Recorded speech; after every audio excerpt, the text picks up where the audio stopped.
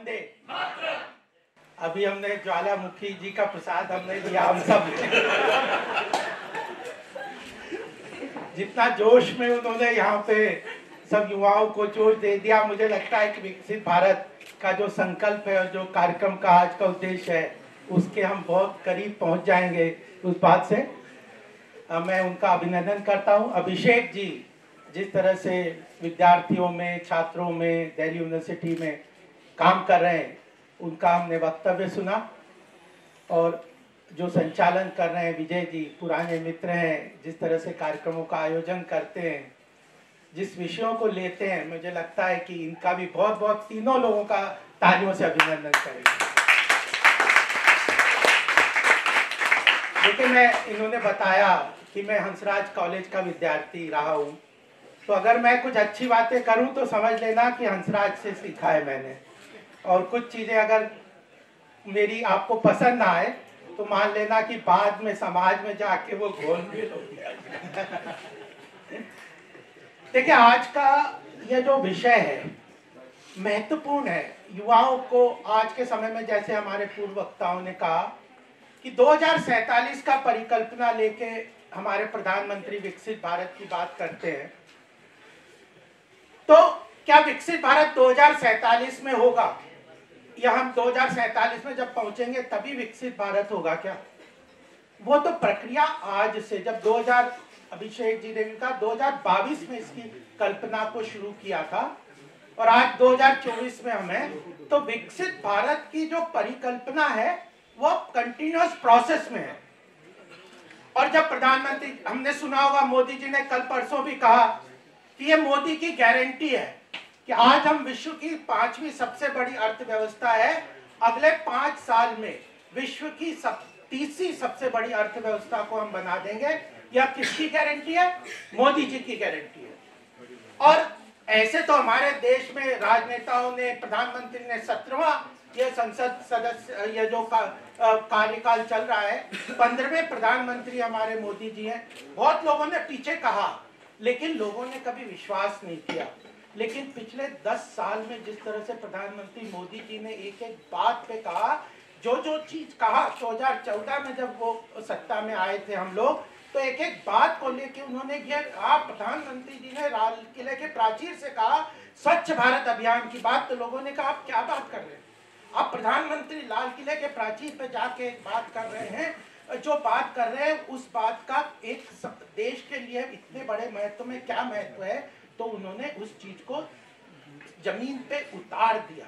आज महिलाओं का सशक्तिकरण हो, युवाओं के लिए अनेक योजनाएं हैं, गरीबों के कल्याण की बात हो, चाहे किसानों के लिए बात हो, ये भारत को विश्व में एक मजबूत आर्थिक शक्ति के रूप में खड़ी करने की बात हो, इन सब में प्रधानमंत्री जी ने जो कहा वो किया। और उसी के कारण जब प्रधानमंत्री जी कहते हैं कि यह मेरी गारंटी है कि विकसित भारत 2047 में हम बना के रहेंगे और तीसरी विश्व की सबसे बड़ी अर्थव्यवस्था बनाएंगे, तो लोगों को उस पर विश्वास है, लोगों को उसके साथ चलने का पूरी तरह से, उसके साथ अपनी जुड़ने की बात को पूरी तरह से अपने मानते हैं। और जब भी कोई बात करते हैं, हमने इतने वर्षों से, आप सब युवा लोग हैं, सब जानते हैं, मैं कुछ बातें अवश्य कहूंगा क्योंकि हमारा आने वाले समय में बहुत बड़ा योगदान होने वाला है। सरकार की क्या सोच है, सरकार कहाँ चाहती है, किन क्षेत्रों में वो भारत की विकास और विकास की यात्रा को किन क्षेत्रों में लेके जाना चाहती है। अगर हमें उन क्षेत्रों को के बारे में पता चलेगा, क्योंकि मैं सरकार के साथ बहुत काम करता हूं, अगर उन क्षेत्रों का हमें पता चलेगा तो जो व्यक्तित्व का निर्माण है, व्यक्तित्व का विकास है, उन क्षेत्रों में अगर हम काम करेंगे, अपना कैरियर उससे अलाइन करेंगे, तो जो हमारा जो एक सोच है, व्यापक सोच है समाज में कि एक व्यक्ति, जो हमारा समाज की अवधारणा है कि व्यक्ति समाज की धुरी है, लेकिन वो एक स्पाइरल कनेक्ट के साथ रहता है। अगर व्यक्ति विकास करेगा और वह व्यक्ति विकास करेगा और अपने ऑब्जेक्टिव को समाज के, परिवार के साथ जोड़ देगा, तो परिवार का विकास होगा, परिवार के विकास को समाज के विकास के साथ जोड़ देगा तो समाज का विकास होगा, और समाज के विकास को देश के विकास के साथ जोड़ देगा तो पूरे देश का विकास होगा। तो व्यक्ति के साथ लेके समाज को देख के बात करने की जो बात है, उस सारी चीजों को मैं चाहूंगा कि आपके सामने संक्षिप्त में रखूंगा कि कौन से क्षेत्र हैं, कौन से एरियाज हैं जहां पे भारत आने वाले समय में प्रगति के लिए ट्रिमेंडस पोटेंशियल है। उन क्षेत्रों से अगर हम कैरियर अलाइन कर देते हैं तो हम अपना भी विकास करेंगे। और जो प्रधानमंत्री जी कहते हैं कि विकसित भारत का जो संकल्प है, तो वो कोई अकेला नहीं है, कोई प्रधानमंत्री जी अकेले विकसित भारत पूरा करेंगे ये बात नहीं है। वो कहते हैं ये सामूहिक संकल्प है। और अगर अभी कल शिवाजी महाराज का जन्मदिन था, मैं तो उनकी काफी उनका बहुत सम्मान भी करता हूँ। आप सब भी जानते होंगे कि छोटी उम्र में जब संकल्प लेते ना आदमी, तो वह ज्यादातर लोगों को हमने ऐतिहासिक रूप से देखेंगे कि कम उम्र में जिन्होंने संकल्प लिया, तय किया कि हम जीवन में ये करेंगे, ज्यादातर उन्होंने अपनी सफलता प्राप्त की है। संकल्प बहुत आवश्यक है, दिशा आवश्यक है, जानकारी आवश्यक है। उस संकल्प के लिए जब हम संकल्प लेके आगे चलते हैं, उस संकल्प के साथ कम उम्र में अगर लेते हैं तो वह अवश्य सफल होता है। तो मुझे लगता है कि यह जो स्वप्न है, यह जो आज का विषय है, विकसित भारत का स्वप्न और युवा, ये बहुत ही सामयिक है। और स्वप्न भी एक, हम तो इतने सालों से देखते हैं, मैं भी कई वर्षों से, आप लोगों ने देखा हो, एक समय हम कहते थे कि भाई हम विकासशील देश में बनेंगे, विकासशील देश में अग्रणी बनेंगे। पूरी तरह से परिकल्पना कोई बदल नहीं। विकसित भारत की परिकल्पना हमारे सामने लाए हैं, सामूहिक संकल्प के साथ लाए हैं, सबके प्रयास के साथ लाए हैं और मोदी गारंटी के साथ लाए। तो मुझे लगता है कि यह जो आज का कार्यक्रम है, इसकी सफलता तब होगी कि आप इस बात को ध्यान में लेके अपने कैरियर को उससे अलाइन करेंगे। और एक बात मैं आपको और बताना चाहता हूं, वो यह है कि एक समय था जब भारत वैश्विक रूप से बहुत अग्रणी देश था, ग्लोबल लीडरशिप हम लोग हमारे पास थी उस समय भारत का जो, क्योंकि एक बात है, आज हम देखते हैं कि वैश्विक स्तर पे क्या देखते हैं भारत का भी। मैं आज कल रिपोर्ट देख रहा था, एस जयशंकर ने यूएस में जो डिबेट हुआ यूएस ब्लिंकन के साथ, जो सिक्योरिटी का उसके ऊपर बातचीत हुई, उन्होंने कहा भारत जो है वो अपने उनने प्रश्न पूछा प्रश्नकर्ता ने कि आप रशिया के साथ भी संबंध रखते हैं और यूएस के साथ, यूएस का डिफेंस सेक्रेटरी भी वहां पे थे, फॉरेन सेक्रेटरी भी थे, कि आप यूएस के साथ भी संबंध बना के रख सकते हैं और रशिया के साथ भी संबंध बना सकते हैं, तो ये कैसे बैलेंस करते। तो उन्होंने कहा कि ये जो अल्टीमेटली बात है कि हम अपने हित को ध्यान में रखते हुए, अपने चीजों को ध्यान में रखते हुए अपने हित के लिए काम करते हैं और इसको हम बैलेंस करते हैं। तो मुझे लगता है कि यह बात भी हमें ध्यान में रखनी चाहिए कि जो राष्ट्र हित है सर्वोपरि सरकार के पास है, उस चीज को ध्यान में रखना चाहिए। और आज वैश्विक स्तर पे जो भारत का प्रभाव हम देख रहे हैं, विकसित भारत की जो बात है उसमें सभी वर्ग का विकास होगा, युवाओं का, महिलाओं का, किसानों का, गरीब का, सबका तो होगा, लेकिन एक विश्व स्तर पे जो आज प्रभाव भारत का हमें दिख रहा है, वह इस कारण के दिख रहा है, इस कारण उन लोगों को भारत के तरफ उनके नजर जा रही है कि आने वाले समय में 1-2 दशक में जो आर्थिक जो गतिविधियां हैं वो भारत की तरफ शिफ्ट हो रही है, भारत आने, और वह उसमें पार्टिसिपेट करना चाहते हैं। तो अगर भारत को ग्लोबल लीडरशिप एज्यूम करनी है, जो कि विकसित भारत का एक उद्देश्य भी है, ग्लोबल लीडरशिप हमने एज्यूम करनी है भारत को आने वाले समय में, तो हमें आर्थिक रूप से महाशक्ति बनना बहुत जरूरी है, यह प्रीकर्सर भी है। तो आर्थिक रूप से जब हम प्रगति करेंगे तभी हम लोग ग्लोबल लीडरशिप को एज्यूम कर सकते हैं। एक समय था, एक जब हम ग्लोबल लीडरशिप में लगभग 27-28% की जीडीपी में भारत कंट्रीब्यूट करता था, ग्लोबल ट्रेड को इतना कंट्रीब्यूट करता था। उस समय जो पूरी डिफरेंट सेक्टर्स थे, चाहे art, culture, music, food, festival, architecture, इन सब क्षेत्र में हमारे साथ ग्लोबल लीडरशिप थी। तो आर्थिक महाशक्ति बनना एक प्रीकर्सर उसकी स्थिति है। अगर हम आर्थिक रूप से सशक्त बनेंगे तब हम ग्लोबल लीडरशिप अज्यूम करेंगे। और जो ये हमारे जो पोटेंशियल है, जो हमारे देश की जो सांस्कृतिक धरोहर है, जिनको मैंने यहाँ बताया कि art, culture, music, food, festival, architecture, ये जो सारी चीजें हैं, इन सब चीजों को भी हम अग्रणी रूप से आगे चलेंगे। उसके बाद एक 1000 साल का कोई गुलामी का काल आया हम सब लोगों के सामने, और हमने देखा कि जब 1947 में जब भारत स्वतंत्र हुआ, उस समय ग्लोबल ट्रेड का मात्र 2% से भी नीचे हम कंट्रीब्यूट करते, ये स्थिति आ गई। उस समय हमने क्या देखा, हमारे देश में गरीबी, भुखमरी, अशिक्षा, ये सारी चीजें सामने आ गई। तो उसके बाद हम आज 75 वर्ष 77 वर्ष भारत के स्वतंत्रता को हो गए, तो यह पूरी तरह से प्रधानमंत्री जी के में विजन में यह बहुत क्लैरिटी है कि भारत को आर्थिक रूप से महाशक्ति बनना है। उस आर्थिक रूप से महाशक्ति बनने के बाद ही विश्व भारत की जो ग्लोबल लीडरशिप की बात है उसको एक्सेप्ट करेगा। उसके लिए हमें क्या काम करना है, उसके लिए एक इकोसिस्टम रोड मैप प्रधानमंत्री जी ने तैयार किया है, और हम लोगों का सौभाग्य है कि ऐसे अमृत काल में, ये ऐतिहासिक रूप से हजारों साल बाद ऐसी स्थिति आती है। मैंने आपको बताया कि पिछले 1000 साल की गुलामी के बाद 1947 में जब हम स्वतंत्र आए, तो हमारा सौभाग्य है कि आज ऐसी स्थिति में हम सिस्टम में, जब हमारे पास ऐसा नेतृत्व भी है, एक इकोसिस्टम भी बना हुआ है, एक ऐसे आने वाले फ्यूचर में हमारा भविष्य भी सामने दिख रहा है, और हम संकल्प के साथ उसको आगे बढ़ेंगे तो हम विकसित भारत की जो परिकल्पना है उसको पूरा कर लेंगे। तो मुझे लगता है कि यह बहुत महत्वपूर्ण बात प्रीकर्सर के रूप में मैं आपके सामने कहना चाहता था। तीसरी बात मैं आपको ये बताना चाह रहा हूँ कि जब 2014 में हम सत्ता में, क्योंकि ये जानना बहुत कई लोग मुझे कहते हैं कि राजनीति से हमारा क्या मतलब है, हम लोगों को राजनीति से क्या करना, जब हमारा क्या कपड़ा पहनते हैं, क्या भाषा बोलते हैं, क्या हमारे लिए पॉलिसीज होती है, हर चीज राजनीति तय करती है। तो हमें उसके बारे में जानकारी लेना, क्या काम करें, ये बहुत जरूरी है जीवन को अपने आने वाले समय में आगे बढ़ाने के लिए, तो बहुत ध्यान में भी रखना चाहिए। तो मैं थोड़ी बातें आपको ये 3 टर्म कैसे सरकार ने पूरी विकसित भारत की परिकल्पना को चरितार्थ करने के लिए जो ग्राउंड लेवल पे जो इकोसिस्टम तैयार किया है, जिसको हमने लीवरेज करके आगे बढ़ना है, वो भी संक्षिप्त में आपके सामने रखना चाहूंगा। पहले जब 2014 में पहला टर्म जो हम सरकार का हमारा आया था, उसमें हमने देखा था कि हम फ्रेजाइल 5 अर्थव्यवस्था में थे, विश्व की 11वीं सबसे कम रैंक में हमारी अर्थव्यवस्था थी। हमारे यहाँ भ्रष्टाचार, लीकेजेस, मतलब लोगों में कोई स्वाभिमान नहीं, हमारे पासपोर्ट की कोई वैल्यू नहीं, विश्व स्तर पे हम सब लोगों के साथ कोई ग्लोबल प्लेटफॉर्म पे हमारी कोई बात सुनता नहीं था। ऐसी स्थिति, दयनीय स्थिति में हम आ गए थे। तो पहला 5 साल में पूरे इकोसिस्टम को चेंज करने का सरकार ने पूरा प्रयास किया।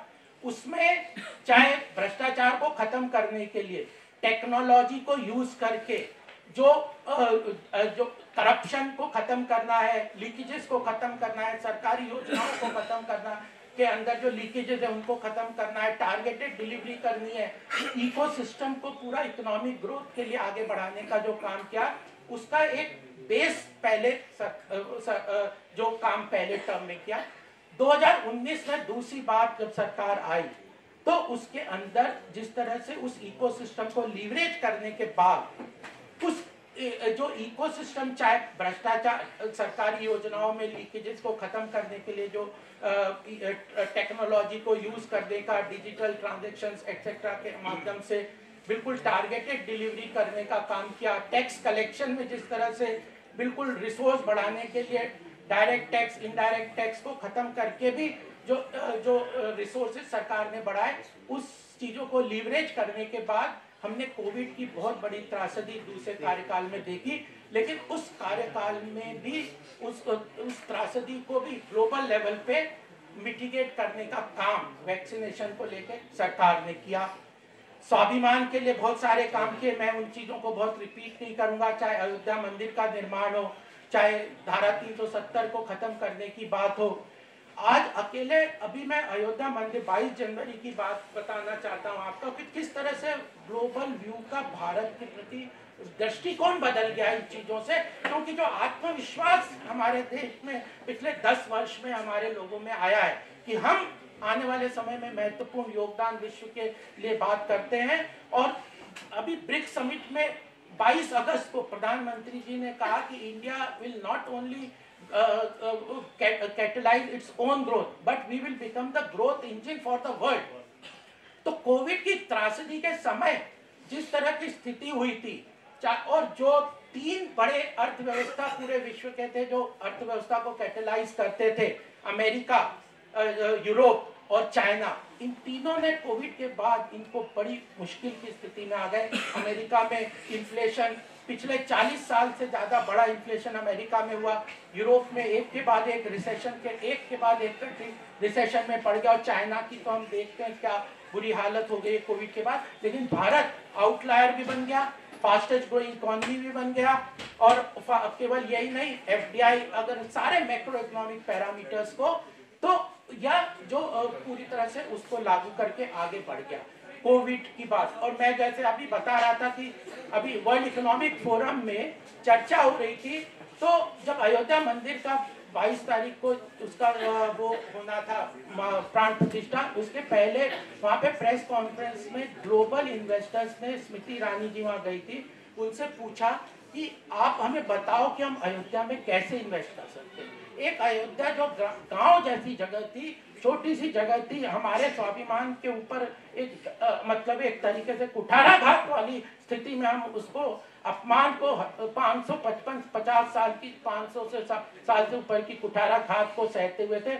उस स्वाभिमान को जगाने का कार्यक्रम हुआ, लेकिन उसने विश्व स्तर पे भारत को किस तरह से स्थापित किया कि वो लोग इन्वेस्टर वहां पे पूछ रहे थे कि हमें बताइए कि अयोध्या की इकोनॉमी में, अयोध्या के ग्रोथ मॉडल में हम कैसे इन्वेस्ट करें। तो यह जो पूरा दूसरे इकोसिस्टम में आगे बढ़े, तो यह भी बहुत महत्वपूर्ण मैं आपके सामने बात करना चाहता हूं। और जब प्रधानमंत्री आप कहते हैं कि ये जो तीसरा कार्यकाल है 2024 का बहुत महत्वपूर्ण चुनाव हमारे सामने आने वाला है, यहाँ पे युवा वोटर, नए फर्स्ट वोटर्स भी बहुत होंगे, मुझे लगता है कि वो सब भी आगे आके वोट करेंगे, जो सेकंड ईयर थर्ड ईयर में होंगे वो सब भी करते होंगे। तो यह जो 2024 का महत्वपूर्ण जो समय आने वाला है, इसमें यह बात भी हमारे पास ध्यान में आनी चाहिए कि जब भारत विश्व स्तर पे ग्लोबल लीडरशिप के लिए आगे बढ़ रहा है, तो बहुत सारी वैश्विक ताकतें हैं जो भारत को कमजोर करने का भी प्रयास कर रही है, जिसकी कुछ बात नैरेटिव वगैरह में बात की, तो हमें उस चीज को भी ध्यान में रखना चाहिए। और कुछ लोग कह रहे हैं कि जो इकोनॉमी है वो ऑटो पायलट मोड में हो गई, कुछ भी नहीं करोगे तब भी आपकी अर्थव्यवस्था तीसरी सबसे बड़ी अर्थव्यवस्था बन जाएगी। अरे 2008 में कंपेयर करना चाहिए, हम तो पढ़े लिखे लोग हैं, समझदार हैं, समझते हैं। 2008 में मैक्रो इकोनॉमिक पैरामीटर्स अगर आप कंपेयर करेंगे कि जीडीपी ग्रोथ रेट क्या थी, इन्फ्लेशन वगैरह क्या थे, कम थे, एफडीआई अच्छी आ रही थी, लेकिन वहां पे क्राइसिस हुआ है। उसके बाद उस क्राइसिस को जिस तरह से सरकारों ने मैनेज किया, 2008 के बाद हमारी स्थिति 2013-14 पर पहुंचते हुए क्या पूरी हो गई। ऑटो पायलट मोड में नहीं होता, कंटिन्यूअस प्रयास करना पड़ता है, कंटिन्यूअस विजन के साथ काम करना चाहिए, कंटिन्यूअस संकल्प के साथ काम करना पड़ता है। उसके लिए सरकार को रिफॉर्म के साथ काम करना पड़ता है। और अगर अर्थव्यवस्था तेज होगी तो एम्प्लॉयमेंट जनरेट होगा, ईज ऑफ डूइंग बिजनेस होगा, ईज ऑफ लिविंग होगा, स्टार्टअप इकोसिस्टम्स बनेंगे, इनोवेशंस में आगे होगा। डिफेंस में आज हम क्या कर रहे हैं, एक समय था कि 90% हम अपने डिफेंस प्रोक्योरमेंट विश्व से आयात करते थे, लास्ट ईयर 68% हमने डोमेस्टिक प्रोक्योरमेंट किया। पीएलआई इतना सक्सेसफुल हो रहा है, एक एक दिन में हम 100 से ऊपर जो सैटेलाइट लॉन्च कर देते हैं, पूरे 60 साल में नहीं किए। तो ये पूरी एक चीज के साथ आगे बढ़ने की बात प्रधानमंत्री जी कहते हैं, और उसमें विकसित भारत की परिकल्पना में economic reform will be our agenda. तो और यह उसके जो चैलेंजेस हैं उनको भी हम ध्यान में रखते हैं। तो यह बात मैं आपके सामने कहना चाहता हूं। और मैंने आपको यह कहते कि कौन कौन से एरियाज हैं जो भारत की अर्थव्यवस्था को पोटेंशियली ग्रो करेंगे, इस पे बहुत ध्यान से आप सुन लीजिएगा। क्योंकि जिस चीज में हम ग्लोबल लीडरशिप अज्यूम कर सकते हैं, उन चीजों में हमें अपना कैरियर अलाइन करना चाहिए। उसमें 2 फील्ड हैं जिसपे हम बहुत तेज, प्रधानमंत्री जी उस बात को बहुत अंडरलाइन करके कहते हैं कि 2 फील्ड में बहुत ज्यादा सरकार का फोकस्ड है। उसमें सरकार का इन्वेस्टमेंट भी है, सरकार उस इकोसिस्टम्स को भी डेवलप कर रही है। इन क्षेत्रों में हम ग्रोथ लेके वैश्विक लीडरशिप के रूप में हम एज्यूम करेंगे। यह दो फील्ड हैं जो कि अंडरलाइन करके आने वाले समय में फोकस एरिया रहेगा। एक है नॉलेज इकोनॉमी। नॉलेज इकोनॉमी के अंदर बहुत सारे फील्ड हैं, और अगर आप बजट को देखेंगे पिछले और अभी जो जुलाई में वित्त मंत्री जी ने प्रॉमिस किया है, जिसके ऊपर सरकार और हम लोग काम कर रहे हैं कि 2024 की जुलाई में जो नया बजट लाएंगे, इसमें विकसित भारत की जो परिकल्पना का एक विजन डॉक्यूमेंट भी हम लेके आएंगे। एक व्हाइट पेपर तो लेके आए, वो तो अलग है, पिछले 10 साल में किस तरह से काम किया, लेकिन एक विजन डॉक्यूमेंट लेके आएंगे। उसमें आप पिछला बजट, इस साल का इंटरिम बजट, इसको देखेंगे तो आपको पता चलेगा कि huge investment is coming in the knowledge economy side. Knowledge economy में आर्टिफिशियल इंटेलिजेंस है, चिप टेक्नोलॉजी है, उसके अंदर ब्लॉकचेन टेक्नोलॉजी है, उसके अंदर रिन्यूएबल एनर्जी है। ऐसे अनेक फील्ड है जिसमें ऐप है जो स्टार्टअप इकोसिस्टम माध्यम से लगे, लेकिन डिजिटल पेमेंट है। और भारत का जो लीडरशिप है वो अभी आप G20 का हमने देखा समिट में, इसमें भारत ने शोकेस, क्यों ग्लोबल सपोर्ट हमें मिला, इतने सब लोगों के क्यों सपोर्ट मिला, कि भारत ने पिछले 5-10 साल में जो डिजिटल पब्लिक इंफ्रास्ट्रक्चर डेवलप किया है और वह पूरे विश्व को ऑफर किया है। उसके अंदर क्या है कि आप बैंक अकाउंट को इंटीग्रेट करना है ऐप के माध्यम से, यूपीआई, हैशटैग जो पेमेंट है, डिजिटल पेमेंट है, डिजिटल ट्रांजैक्शंस है, इन सबको सरकारी स्कीम्स को उसके अंदर जोड़ के 34 लाख करोड़ का पिछले 10 साल में पैसा जन कल्याणकारी योजनाओं के माध्यम से लोगों के खातों में ट्रांसफर किया। उससे सरकार ने बिना किसी सब्सिडी को कम किए 2,27,000 करोड़ तो अपने लिए बचाए और 100% पैसा उसके खाते में, लाभार्थी के सीधे खाते में दिया। तो 19 में 22 करोड़ लाभार्थी थे, वो लगभग 40 करोड़ से ऊपर, कईयों के तो मल्टीपल लाभ भी मिले। 40 करोड़ लोगों को 34 लाख करोड़ का पैसा सरकारी योजनाओं के माध्यम से सीधा उनके खाते में गया, जिसमें 2.25 लाख करोड़ का सरकार ने अपना पैसा बिना किसी सब्सिडी को कम किए बचाया, और साथ में 100% उनके खातों में पैसा गया एट ए क्लिक ऑफ बटन। करोड़ों, 12 करोड़ किसानों को एट ए क्लिक ऑफ बटन उनके खाते में पैसा चला जाता। तो ये जो डिजिटल पब्लिक इंफ्रास्ट्रक्चर का इकोसिस्टम किया है, जिसमें 55 करोड़ बैंक अकाउंट खोल दिए, सरकारी स्कीम 75 से अधिक सरकारी स्कीम्स को उनके साथ जोड़ दिया, और उन स्कीम्स को के लाभार्थियों को अब विकसित भारत संकल्प यात्रा निकाल रहे, गांव-गांव में जा रहा है। एस्पिरेशनल डिस्ट्रिक्ट 112 जो विकास के लिए एस्पिरेशनल डिस्ट्रिक्ट आइडेंटिफाई किए हैं, उसमें पुश मॉडल के माध्यम से सरकार काम कर रही है।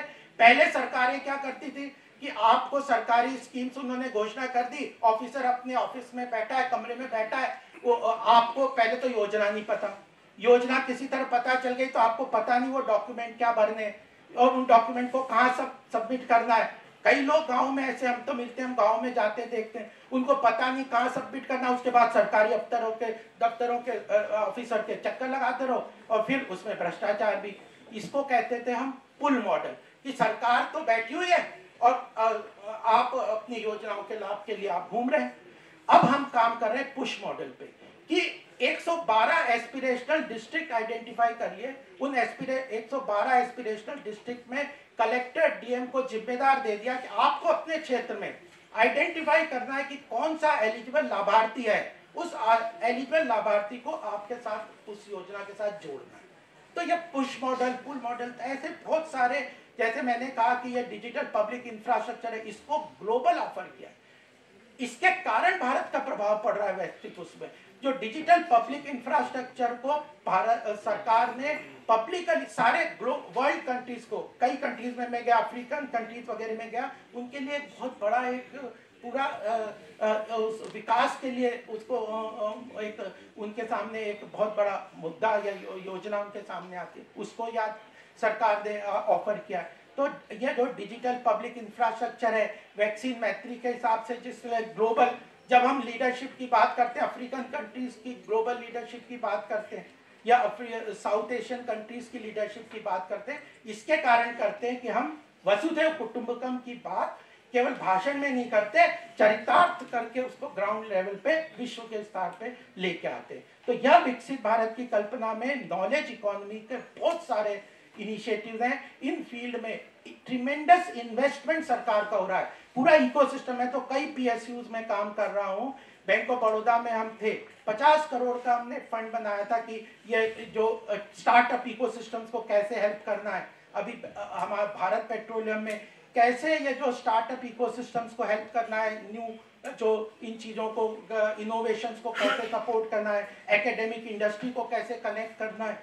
मैं तो इतनी चीज़ें काम कर रहे हैं, इतने फील्ड में काम कर रहे हैं, और यह जो पूरी परिकल्पना है इसको हमें, आज तो इंटरनेट का जमाना है, सारे जो सरकार की जो वो है मिनिस्ट्रीज है, उनके सारे ट्रांसपेरेंटली उनके सारे इंफॉर्मेशन वेबसाइट्स पे है। जो पीएसयूज है, पब्लिक सेक्टर अंडरटेकिंग्स है, उनने किस स्कीम्स में, किस प्रोजेक्ट में, किस प्रोडक्ट को डेवलप करने के लिए, क्या प्रोसेस को डेवलप करने के लिए वो सपोर्ट करेंगे, जिसको फंडिंग भी करेगी, उसके बाद आपको मार्केटिंग सपोर्ट भी देगी, आपके प्रोडक्ट को भी खरीदेगी, ये सारे वेबसाइट्स हैं। और आप यही देखिए, एक समय ये था पब्लिक सेक्टर अंडरटेकिंग्स की क्या हाल थी, एचएएल वगैरह को जो बंद करने के कगार में थे, आज उनके प्रॉफिट्स किस तरह, एलआईसी जो रेल की पीएसयूज है, मतलब 10-10 गुना रेट बढ़ गए, जिनको कि drag on the government economy कहते थे, उन सब में एक तरीके से बिल्कुल बदलाव हो गया। But her public sector undertaking, banking sector को ले लीजिए, ऑयल सेक्टर को ले लीजिए, इंफ्रास्ट्रक्चर सेक्टर को ले लीजिए, पब्लिक सेक्टर अंडरटेकिंग जिनको कि बिल्कुल बेकार समझा जाता था, बेच दो, ये कर दो, उनको कंप्लीटली डिवाइड कर दिया।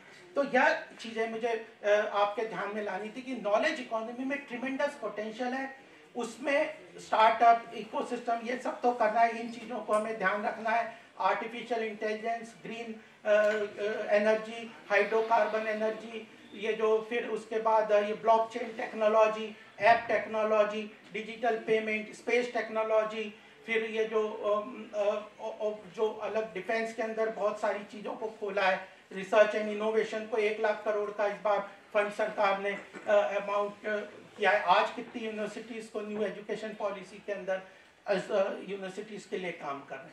और लास्ट बात मैं आपको कहना चाहता हूँ, एक और यहाँ पे हिंदी माध्यम के कई विद्यार्थी हैं, दूसरा जो क्षेत्र है जिसके अंदर बहुत ज़बरदस्त फोकस है हमारी सरकार का, जिसमें प्रधानमंत्री कहते हैं कि भारत का ट्रिमेंडस पोटेंशियल है। मैंने आपको बताया था 1000 साल के पहले हम ग्लोबल लीडरशिप अज्यूम करते थे इन चीज़ों में, और उसका ट्रिमेंडस पोटेंशियल हमारे यहाँ सांस्कृतिक रूप से भारत के अंदर मौजूद है। आर्ट को ले लीजिए, culture, music, food, festival, tradition, dance, architecture, handicraft, ये जो है यह भारत की इकोनॉमी को तेजी से आगे बढ़ाएंगे। इसके अंदर सरकार का बहुत जबरदस्त विजन है। चाहे ये सेंटर आप अयोध्या देख लीजिए, काशी देख लीजिए, इस बार इसको कैसे किया प्रधानमंत्री जी ने, उन्होंने G20 समिट करना था। इसके पहले जो समिट हुआ था सबसे बड़ा, वो चाइना ने किया था, उसने 12 जगह पे, मैं भी गया था सरकार की तरफ से एक उसमें सेशन में, तो 12 जगह उन्होंने किया था। प्रधानमंत्री जी ने कहा कि हम इस बार G20 समिट को उस शुरू में ये लिखा था कि कोशिश की थी, तय किया था कि 56 सेंटर्स में करेंगे। 56 सेंटर्स में उन हर स्टेट को कम से कम एक सिटी तो मिलेगा जहां पे वो G20 के को ऑर्गेनाइज करेगा, और उन 56 सेंटर्स में वो सेंटर्स होंगे जो कहीं ना कहीं, जो मैंने ये फील्ड बताए हैं, आर्ट, कल्चर, म्यूजिक, इनमें कहीं ना कहीं उनका ट्रिमेंडस पोटेंशियल है। वो जब ग्लोबल लेवल पे 1 लाख लोग, इसका प्लान था कि 1 लाख लोग अब भारत में आएंगे, और भारत में आके जब वो अलग अलग जगहों पे जाके भारत के इस कल्चरल कंटेंट को देखेंगे, तो वह they will become the ambassador for the at the global level for India. तो वो सारा जाके टूरिज्म और इन क्षेत्र का, प्रोडक्ट का, ये सब जो चीज़ें जाएंगी, तो म्यूजिक, डांस, इसमें कितना ज़्यादा कैरियर अच्छा हो सकता है। ऐसा स्पोर्ट्स बन रहा है, ऐसे बहुत सारे कैरियर ओरिएंटेशन के सरकार ने बहुत से प्रयास किए हैं, और उसको एक प्लान तरीके से किया कि 1 लाख लोग जब ग्लोबल लेवल पे 56 सिटीज में आएंगे, 60 से ऊपर जगहों में गए, those are the cultural centres of India, उन सब की चीज़ों को लेके जो वैश्विक स्तर पे जाएंगे, तो किस तरह से हमारे टूरिज्म और पूरी इस रूरल इकोनॉमी को बूस्ट मिलेगा, यह पूरी विजन के साथ किया। तो जो दूसरा महत्वपूर्ण एरिया जो आने वाले समय में बहुत काम करना है, वो जो जिसके ऊपर आगे बहुत ग्रोथ और इन्वेस्टमेंट आया, वो cultural economy, knowledge economy, cultural economy. उसके लिए जो इकोसिस्टम बनाना है, मैंने आपके सामने बेस रखा, इंफ्रास्ट्रक्चर अच्छा है, ये बात करना है, ट्रांसपेरेंट सिस्टम्स में टैक्स कलेक्शन को एफिशिएंट बनाना है, रिसोर्सेज को जनरेट करने के लिए लीकेजेस को खत्म करना है, सरकारी योजनाओं के साथ करप्शन फ्री डिलीवरी मैकेनिज्म करना है। ये सारी चीजें तो करनी है, लेकिन इन क्षेत्रों में आने वाले समय में बहुत बड़ा पोटेंशियल है। इन चीजों के लिए कमिटेड तरीके से सरकार काम कर रही है। इन चीजों पे हमें ध्यान में रखना चाहिए। इसमें कल्चरल नॉलेज इकोनॉमी में aerospace, defence, startup, fintech, renewable energy, manufacturing में बहुत सारे क्लस्टर डेवलपमेंट के काम हो रहे हैं। कोऑपरेटिव सेक्टर्स को, फार्मर प्रोड्यूसर ऑर्गेनाइजेशंस को टैक्स का 15% का टैक्स रिबेट दे दिया। कोऑपरेटिव सेक्टर्स कितना बूस्ट करता, फार्मर प्रोड्यूसर ऑर्गेनाइजेशन में जो फार्मर्स के रूरल इकोनॉमी को ग्रोथ करने के लिए कितना काम कर रहे हैं, सेल्फ हेल्प ग्रुप्स को सपोर्ट कर रहे हैं। तो विकसित भारत की जो परिकल्पना है साथियों, वो यही है कि अगर केवल दिल्ली विकसित हो जाए तो भारत विकसित नहीं होगा। हर व्यक्ति विकसित होना चाहिए, हर क्षेत्र विकसित होना चाहिए, हर वर्ग विकसित होना चाहिए, चाहे नॉर्थ ईस्ट है, चाहे सुदूर आदिवासी क्षेत्र है, या हमारा कोई पहाड़ी क्षेत्र है। सबको साथ लेके चलना, सबका साथ, सबका विकास, सबका विश्वास और सबका प्रयास। और यह सामूहिक रूप से ये संकल्प को हम लेके चलेंगे। तो मुझे लग रहा था यही मैं आपके सामने कुछ बातें कह सकता हूँ। थोड़े और भी बहुत सारी चीजें हैं, लेकिन मुझे लगता है कि सोशली आप ओरिएंटेड हैं। आज का समय सोशल मीडिया का बहुत बड़ा जमाना है। कहीं भी गूगल करेंगे या कहीं भी कुछ भी वेबसाइट्स पे जाएंगे, सरकार के नमो ऐप के माध्यम से बहुत सारी चीजें एकदम सीधे पता चलती है। सीधे you can communicate to the prime minister and there is more than 150 people से ज़्यादा लोग डेली समराइज करते हैं क्या सजेशन आ रहे हैं। अभी मैनिफेस्टो के लिए मांग रहे हैं सजेशन। तो मुझे लगता है इन चीज़ों में हम पार्टिसिपेट करेंगे तो जो हमारा सपना है वो, हम एक समय में ये सब कहते थे कि हम डेवलपिंग विकासशील देश है, आज हम इस बात को कह रहे हैं कि हम विकसित देश के ऊपर आगे जा रहे हैं। और 2047 तो लक्ष्य है, लेकिन आज से ही उसकी प्रक्रिया को शुरू कर देंगे और उन सब में ऐतिहासिक रूप से हम लोगों का बहुत योगदान होने वाला है। हमें ज़्यादा से ज़्यादा चीज़ों पे ध्यान रखते हुए पूरे विश्वास और संकल्प शक्ति के साथ जो करके बढ़ेंगे। तो मुझे लगता है कि आज का जो कार्यक्रम विजय जी और इनकी टीम ने किया और आप लोगों ने जो मुझे मौका दिया, तो उसका बहुत बहुत सफलता की तरफ आगे बढ़ेंगे। इसी के साथ मेरा मैं आप सबका बहुत आभार व्यक्त करता हूँ कि मुझे दिया, आपने मौका दिया। जिसने भी संकल्प किया है उसी ने इतिहास रचा है। तो ये संकल्प को लेकर जाएंगे ना? हाँ, तो एक बार जोर से मेरे साथ दोनों हाथ उठा के नारा लगा दें, भारत माता की जय, भारत माता की जय, वंदे